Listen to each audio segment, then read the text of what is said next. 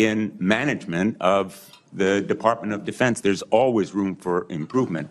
I think what we need in that position is not just better, but the best in financial management, because those decisions are life and death decisions affecting the 3.4 million Americans who serve our national security and our national defense and put their lives on the line. I want to talk about financial mismanagement at the two organizations that you headed, which are the only test of your financial management that we have before this committee, the Veterans for Freedom and Concerned Veterans for America. You took over the Veterans for Freedom in 2007.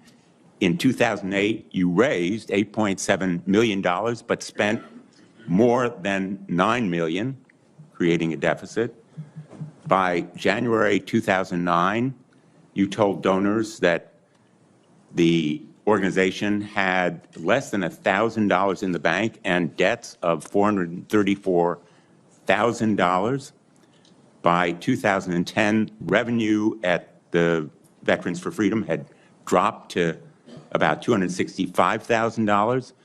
In the next year, it had dropped further to $22,000. You don't dispute these numbers, do you? Senator, I'm extremely proud of the work me and my fellow vets did at Vets for Freedom. A bunch of young vets with no political experience, a small group, working hard every single day. We raised donor funds. And we have letters submitted for the record from almost everyone that worked with me every single day, including our chief operating officer, who will attest that every dollar we raised was used intentionally toward the execution of our mission, which is supporting the warfighters, exactly why we're here today, the warfighters in the Iraq surge. There was a campaign in 2008, Senator. It was Barack Obama versus John McCain. Ask you another we believe question, John McCain would be the right person to win, and so we spent the tax more. Returns from that organization. I'm glad they're for the record. I'm going to ask to be entered into the record, Mr. Chairman. Without objection. These tax returns are yours. They have your signature. And I'm going to ask that members of the committee review them because they're the only documents. I've asked for others. I've asked for the FBI report that would presumably document, it should have documented, this kind of financial mismanagement. And these are the 990s from that organization.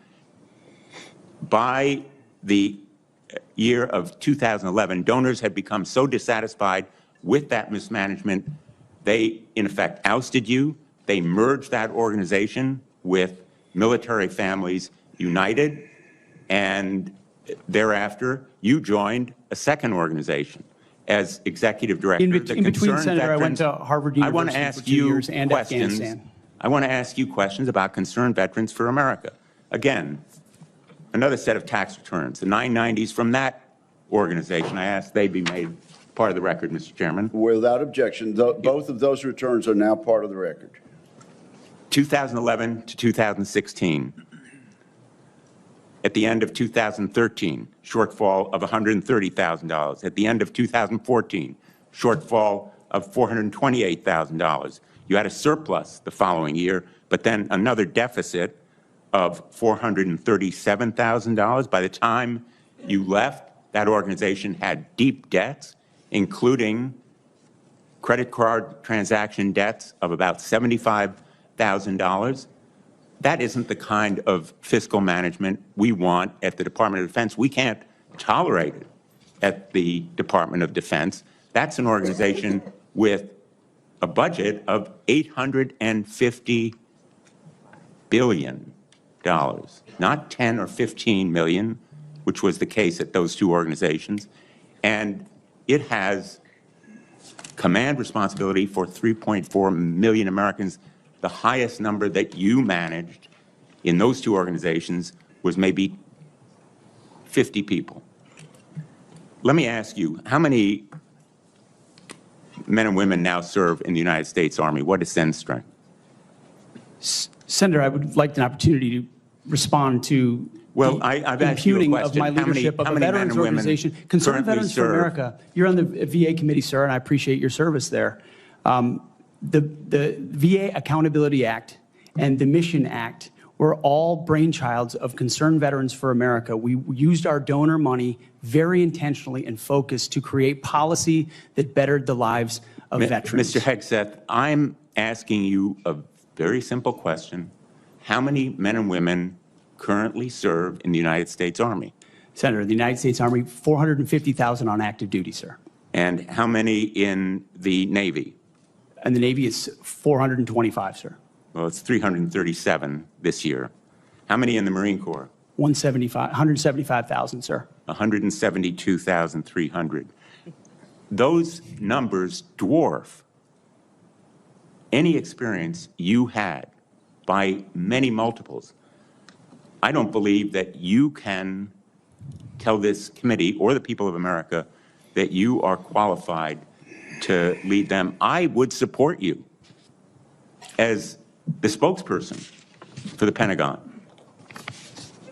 I don't dispute your communication skills, but I believe that we are entitled to the facts here. I've asked for more documents. I assume you'd be willing to submit to an expanded FBI background check that interviews your colleagues, accountants, ex-wives, former spouses, sexual assault survivors, and others, and enable them to come forward. Senator, I'm not in charge of FBI background checks. But you would submit to it and support it. I'm not in charge of FBI background checks. Thank you, Senator Blumenthal. This wasn't about political ideology. It was about basic competence. Pete Heth wants to manage the Department of Defense, the largest federal agency on Earth. The budget close to $850 billion and responsibility for 3.4 million service members.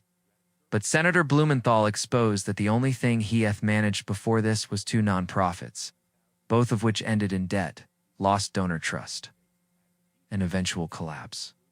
Let's start with Veterans for Freedom. 2008, the organization raised $8.70 million. But by January 29th, it was already running a deficit. With only a few $1,000s in the bank and $434,000 in debt, by 2010, revenue had dropped sharply. And by 2011, donors were fed up with the mismanagement. The group had to merge with another just to stay afloat. And Heth was ousted. Then came Concerned Veterans for America, where Heth served as executive director. Blumenthal entered the tax returns directly into the Senate record, revealing a similar story. A $130,000 deficit. In 2013, a $428,000 deficit in 2014. A brief surplus, followed by another $437,000 shortfall by the time Heth left, along with credit card debts, transaction fees, and chaos.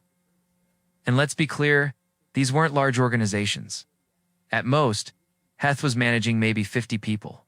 Compare that to leading the U.S. military, over 1.3 million active duty troops, more than 2 million reservists and civilian staff, and a global command structure that demands precision, integrity. Blumenthal didn't just question the numbers. He questioned the scale. How many serve in the Army, Navy, and Marines? Heth couldn't even get those numbers right. That's not just embarrassing, it's disqualifying. And here's the kicker. When asked if he would support an expanded FBI background check that included interviews with former spouses, sexual assault survivors, and colleagues, Heth deflected. Just like he deflected when asked about the missing money, and just like he deflected when confronted with his own track record. Blumenthal was crystal clear. You may have the communication skills to be a Pentagon spokesperson, but leadership, financial discipline, and accountability, you've shown us none. And when the Department of Defense controls nearly $1 trillion and oversees the lives of millions of Americans, none simply isn't good enough. If you're tired of unqualified Trump-aligned loyalists being handed power while our institutions burn, you're not alone. Subscribe to The Liberal Lens, where we break down every hearing, every lie, and every reckless nomination without pulling any punches. Smash that like button. Hit subscribe.